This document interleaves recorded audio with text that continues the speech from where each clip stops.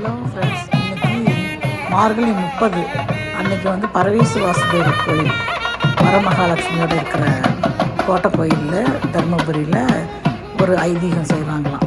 கல்யாணம் ஆகாத பெண்கள் எல்லாம் மாலையோடு வந்து ஆண்டாள் சந்நிதியில் போய் சாமி கும்பிட்டுட்டு அங்கே வந்து எல்லார் மாலையும் வாங்கி போட்டுட்டு கைக்கு வந்த மாலை எடுத்து கொடுப்பாங்களாம்.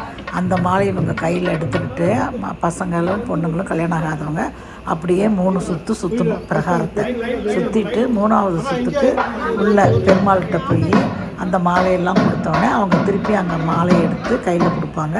நம்ம அதை கழுத்தில் போட்டுக்கிட்டு அப்படியே வரணும்.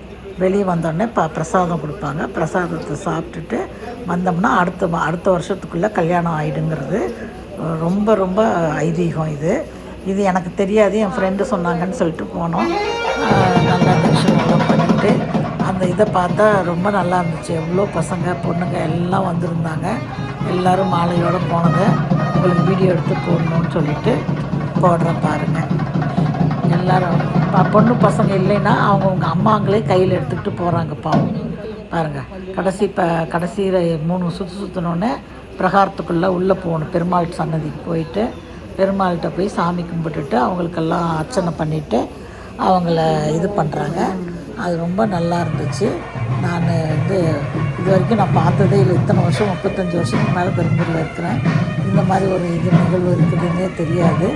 நான் இந்த தடவை தான் ஃபஸ்ட் டைம் பார்த்து அவங்க மாலையோடு வந்ததை பார்த்து இது பண்ணேன் 3 தடவை. இது என் ஃப்ரெண்டு இவங்க சொன்னாங்க, பிரியா, இவங்க தான் பையனுக்கு கூட்டிகிட்டு போனாங்க. அதுக்காக சொன்னாங்கன்னு சொல்லி நானும் போயிட்டு நீங்கள் தான் எல்லாம் பார்த்துட்டு பாருங்கள். எவ்வளோ பேர் மாலையை கையில் எடுத்துகிட்டு போனோம். அதுக்கப்புறம் தான் பெருமாள் சன்னதியில் கொடுத்தோடனே கழுத்தில் போட்டுக்கணும். இந்த இது வந்து ரொம்ப நல்லா இருந்துச்சு. போயிட்டு இன்றைக்கி சாமியெல்லாம் தரிசனம் பண்ணிட்டு 30 நாளும் மார்கழி மாதம் நான் இன்றைக்கி கோயில் போயிருக்கிறேன்.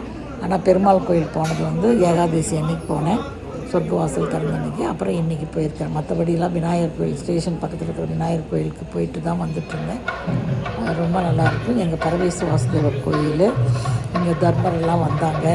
இருந்த பஞ்சபாண்டவர்கள் தர்மர் வந்து இங்கே தவம் செய்தார் அப்படின்னு இது பக்கத்தில் சிவன் கோயிலில் எழுதி வச்சுருக்குறாங்க.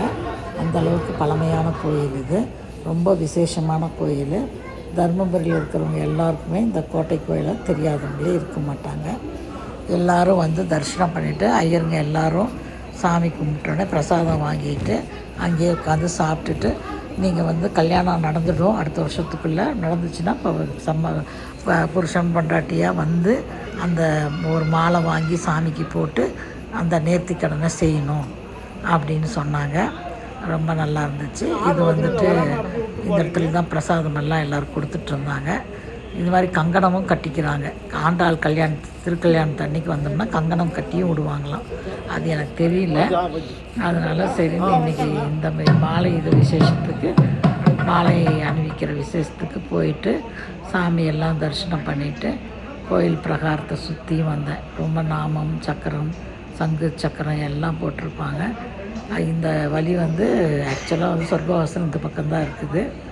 இது ஆண்டாள் சன்னதி. இந்த இடத்துல தான் இருந்து மாலையை வாங்கிட்டு நம்ம வெளியே வரணும். ஆண்டாள் சன்னதியில் மாலை வாங்கிட்டு வந்தால் தான் பெருமாளை பார்த்துட்டு சாமி கும்பிட்டு வரணும். ரொம்ப நல்லா இருந்தது. தேங்க்யூ.